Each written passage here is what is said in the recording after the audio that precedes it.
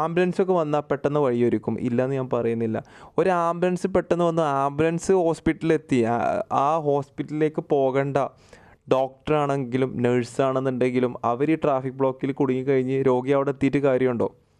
അപ്പോൾ എല്ലാവർക്കും ഈ എലക്ഷൻ്റെ പേരിൽ ആൾക്കാർ ഓവറായിട്ടാണ് ആഘോഷിക്കുകയാണ്.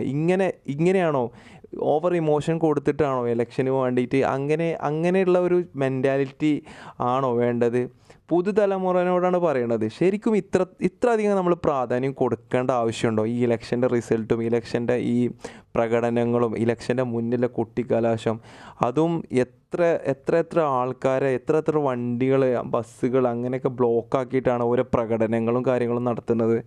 എൻ്റെ ഒരു യൂട്യൂബ് ചാനൽ ഈ ഒരു ചെറിയൊരു യൂട്യൂബ് ചാനലാണ്, കുറച്ച് സബ്സ്ക്രൈബേഴ്സ് മാത്രമുള്ള യൂട്യൂബ് ചാനലാണ്. എൻ്റെ ഈ വീഡിയോ എത്രത്തോളം ആൾക്കാർ കാണുന്നുള്ളതൊന്നും എനിക്കറിയില്ല. കാണുകയാണെന്നുണ്ടെങ്കിൽ തന്നെ നിങ്ങളൊക്കെ ചിന്തിക്കേണ്ടതല്ല